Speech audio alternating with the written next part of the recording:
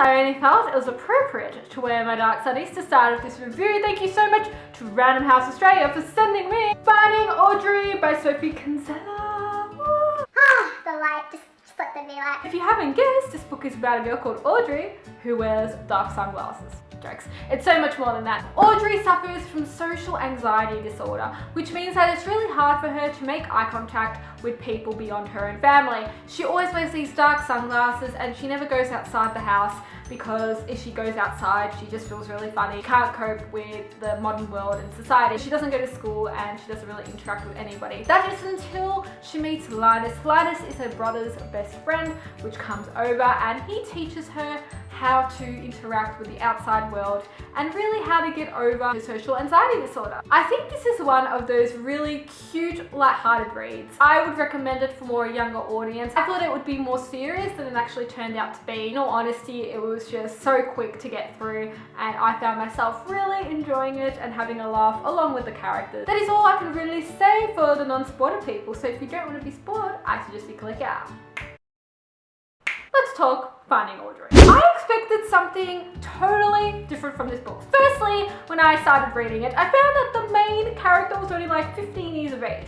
Usually the main protagonist in books is around like 17, 18, slightly 16. She's a really young protagonist, so I instantly started thinking, okay, this book is definitely for a younger audience. I thought originally that this book might be a bit like All the Bright Places, so it's a bit deep but at the same time has humor. This book was very, very light because it just slightly brushes over this issue and brings it out in a humorous way. Audrey, I must admit, also does find herself very, very quickly. I didn't really feel like there was a climax to this book. You know, a moment in a book where you're just like, and I feel like they were trying to do that at the very end when Audrey kind of goes missing. And I thought, oh, you know, this is going to be the big, big moment, there's something going to happen, and then it just kind of got brushed over really quickly, and it wasn't really that moment. First off, let's talk about Audrey's mum.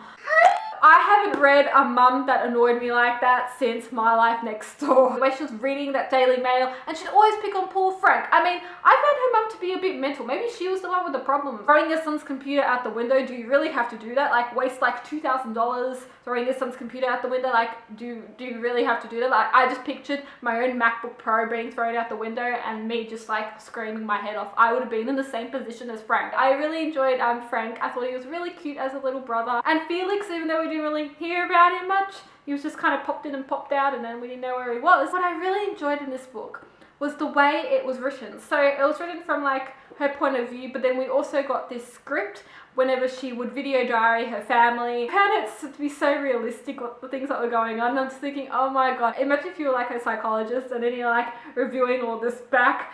I'd be like laughing my head off. I can see what the author was trying to do with Linus. Because I'm reading them and they're only like 15 years old, I can understand this like first relationship business. Kind of really cute how they're like, oh yeah, I'll call you rhubarb, yeah, I'll call you orange slice. I really loved Linus, you know, he was just ordinary. I didn't become really attached to him because I couldn't, because then I'd be like cougar because I'd be hitting on a young guy. I really liked how, you know, he tried to get her out there. He was writing these little messages, she was responding because they couldn't text. How, you know, he took her out, he's like, yes, you know, he pushed her to go talk to people and got her over her social anxiety disorder. And I really did like the bit where she spoke to the ice cream man and about the coconut ice cream and that was her favorite flavor and he organized that. And I'm just thinking, you go guy. You know, a bit that I found really, really funny, and this is like so true and like everyone does it. She texted him and then he didn't respond. And then she's like, that was 2 hours ago, he still hasn't texted back. 11, he stopped texting. It's midnight, there's no text. Now it's 1 o'clock and I don't know what to do. Just reminded me of hashtag when baby doesn't text back. Why she had to freak out about that? I mean, obviously he didn't receive the message, you know, she had to go take the drugs and like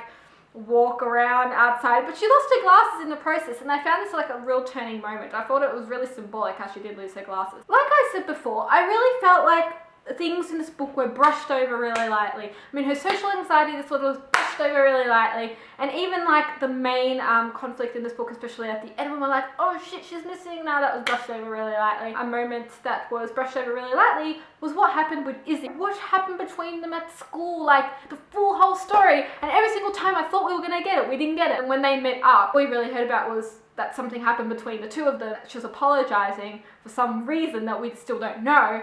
and like she's dressed up like a 12-year-old. I just wanted to know more of a backstory. I think if I got more of that, I would grow to love it more. But obviously this is why I still think, and like I said before, this book's made for more a younger audience. It ends really happily. Everyone gets along. They all get to play Frank's game of LUC, which I really want to look up. I really want to see if this is an actual game, and I still haven't done that yet. And usually I do that. It was really cute, and how they were all happy eating Krispy Kremes. I felt a lot of real life things put into this book, even the fact that they went to Starbucks. These people obviously have a lot of sugar in them. I really like how the mum at the very end of the book actually finally like got along and stuff like that. I actually really accepted what Frank wanted to do, which is play video games. And video games in a way shouldn't be looked at as something bad. You know, now video games have become their own type of thing. I can really understand what Frank's saying when he says that. He could become someone that potentially makes video games. I don't think he will become a chef and really into cooking like he did for a split second there. It really shows how kids just change their minds all the time. Audrey